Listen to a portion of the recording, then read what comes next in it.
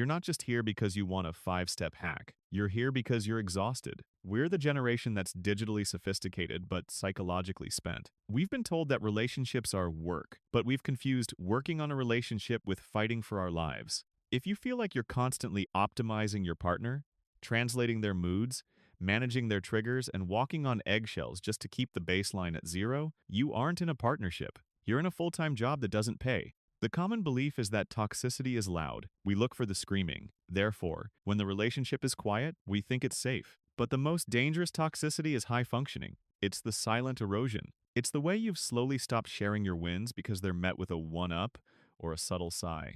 It's the way you've shrunk your personality to fit into the gaps they leave behind. We need to run the five-step checklist. No therapy speak. Just a quick test for your nervous system to follow. 1. The thaw test. When they leave the house, do your shoulders drop? Do you breathe differently? If you only feel like yourself when they aren't there, you aren't in a relationship. You're suffocating in the dark.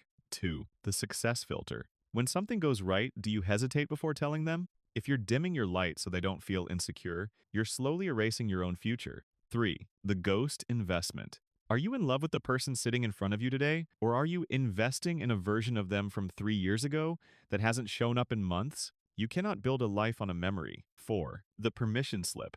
Are you waiting for them to do something, to cheat, to scream, to break something, just so you have a valid reason to leave? But if you're looking for a reason to go, that is the reason. Wanting to leave is enough. 5. The infinite Tuesday. If I told you the next 20 years would be exactly like last Tuesday, the same tension, the same silence, does your heart race with hope, or does your stomach sink? So here's the part no one tells you.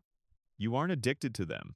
You're addicted to the potential version of them. Therefore, every time you think about leaving, you play a highlight reel of a person who no longer exists. You're staying for a ghost. If you're waiting for a big bang reason to leave, you're giving away your time in exchange for permission. You don't need a villain to justify your exit. You just need to realize that just okay is a slow way to die. The stay or go checklist isn't about them.